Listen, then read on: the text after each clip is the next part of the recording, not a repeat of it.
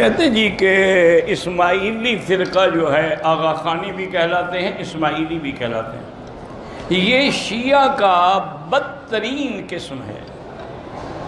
شیعہ جو ہیں ان کی تو کئی قسمیں ہیں نا، کئی حضرت شیخ الاسلام ابن تیمیہ نے کتاب منہاج السنہ میں تقریباً 360 قسمیں ذکر کی ہیں، لیکن یہ آغا خانی جو ہے نا یہ تو سب سے بدتر فرقہ ہے۔ شیعہ ہے لیکن بدتر کہ انہوں نے اللہ کے فرائض کا بھی انکار کر دیا، اور یہ آغا خان کو نعوذ باللہ خدا کا درجہ دیتے ہیں، تو ان سے تعلق رکھنا ناجائز ہے۔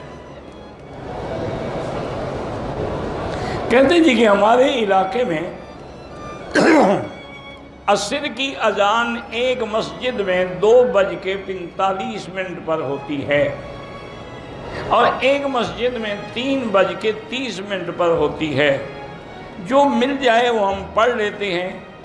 اب اگر ظہر کی نماز 3 بجے تک بغیر جماعت کے پڑھی جائے تو قضا پڑھی جائے گی یا پوری؟ بات کو سمجھیں کہ ہر نماز کا ایک اول وقت ہے اور ایک آخر وقت ہے۔ سرکار دو عالم رحمت دو جہاں صلی اللہ علیہ وسلم کو جبریل علیہ السلام نے آ کے امامت کی، آپ مقتدی بنے اور جبریل امام بنا۔ اسی سے علماء نے مسئلہ نکالا ہے کہ امامت المفضول علی الفاضل، کہ بھی مفضول بھی فاضل کا امام بن سکتا ہے، کیونکہ جبریل تو لا شک کا بھی ذالک مفضول ہے، حضور افضل ہیں، لیکن تعلیم کے لیے حضور نے اس کے پیچھے 5 نمازیں اول وقت میں پڑھی اور 5 آخر وقت میں پڑھی، اور ساتھ یہ بھی بتلا دیا کہ ان کے درمیان جو وقت ہے وہ اسی نماز کا وقت ہے۔ اب جیسے فجر کا وقت ہے تو اس کا اول وقت جو ہے وہ اندھیرے میں ہے، صبح صادق کے طلوع ہونے کے بعد اذان ہو گئی، نماز ہو گئی۔ آخر وقت جو ہے سورج نکلنے سے پہلے تک ہے، وہ بھی حدیث مبارک میں اسفروا بالفجر فإنها اعظم للأجر، کہ صبح کو دیر سے اور روشن کر کے پڑھا کرو، اس میں زیادہ ثواب ہے۔ تو امام ابو حنیفہ رحمۃ اللہ علیہ نے ہر بات میں آخر وقت لیا ہے، لیکن حنابلہ رحمہ اللہ اور شوافی رحمہ اللہ نے اول وقت لیا ہے۔ اسی طرح اہل حدیث حضرات جو ہیں وہ بھی اول وقت پہ نماز پڑھتے ہیں، تو جو 2:25 پہ اذان ہوتی ہے وہ اول وقت ہے، اور 3:30 جو ہے وہ آخر وقت ہے، تو نماز تو دونوں وقتوں میں ٹھیک ہے، لیکن امام ابو حنیفہ رحمۃ اللہ علیہ کے نزدیک جو ہے وہ آخر وقت افضل ہے۔ اس میں حکمت بھی ہے کہ حضور کے زمانے میں تو لوگوں کو دین کا اتنا جذبہ تھا نا کہ وہ تو نماز سے بھی پہلے آگے بیٹھ جاتے تھے مسجد میں۔ اب لوگ جو ہیں وہ مشغول ہیں، اس لیے اگر ہم آخر وقت میں پڑھیں گے تو زیادہ سے زیادہ لوگ نماز میں شریک ہوں گے۔ باقی یہ ہے کہ اصول یاد رکھیں کہ 2:25 سے لے کر 3:30 تک یہ سارا وقت ہے۔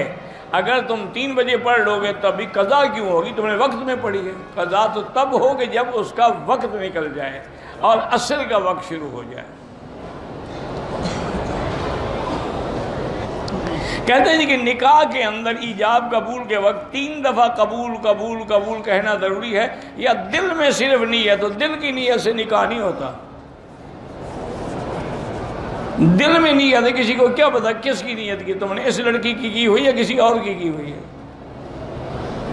دل کی نیت کا کوئی اعتبار نہیں، زبان سے کہنا پڑے گا، جیسے عمرے میں زبان سے کہنا پڑے گا لبیک بعمرۃ لبیک بحجۃ، اسی طرح نکاح میں بھی ایجاب و قبول جو ہے وہ قبل تو زبان سے کہنا پڑے گا، اور وہ بھی تعیین کے ساتھ، خطبے پڑھنے والے کے ساتھ، گواہوں کے ساتھ، کہ ان کے سامنے اقرار کریں گے کہ میں اس لڑکی کا نکاح قبول کرتا ہوں اور حق المہر اتنا ہے، ورنہ وہ نکاح نہیں ہوگا جو تم نے دل میں رکھا ہوا ہو۔ کہتے جی کہ ہمارے شہر میں اکثر بریلوی حضرات رہتے ہیں، میں کبھی کبھی ان کی مسجدوں میں بھی نماز پڑھتا ہوں۔ ان کی مسجدوں کے اندر دیواروں کے چاروں طرف لکھا ہوا ہے، محراب کے اندر اور ارد گرد بھی لکھا ہوا ہے، یا اللہ، یا محمد، یا حسین، یا فاطمہ۔ یہ سب ایسے لوگوں کی مسجد میں بھی نماز نہ پڑھا کرو، یہ اہل بدعت کا مستقر ہے، اس سے بچنا چاہیے آپ۔ شرعی پردہ یہ ہے کہ گھر سے ہی نہ نکلے، وَقَرْنَ فِي بُيُوتِكُنَّ، اور دوسرا پردہ یہ ہے کہ اِذَا سَأَلْتُمُوهُنَّ مَتَاعًا فَاسْأَلُوهُنَّ مِنْ وَرَاءِ حِجَابٍ، اگر کوئی پکارے تو دروازے پردے کے اندر سے جواب دیں۔ اور تیسرا پردہ یہ ہے کہ یدنین علیہن من جلابیبہن، اپنی چادر کا پلو کھینچ کے رکھیں۔ بریلوی حضرات جو کھانا سامنے رکھ کے ختم دلاتے ہیں یہ بدعت ہے، اور کھانا اچھا ہو تو ختم دیتے ہیں، سوکھی سوکھی روٹی پہ کبھی ختم نہیں دیتے۔ آپ تجربہ کر لیں، کبھی ان کے آگے کھٹی لسی رکھیں اور کھٹی دال اور باجرے کی روٹی کا ختم پڑھو، مجالے جو پڑھے گالیاں دے کے اٹھ جائے گا۔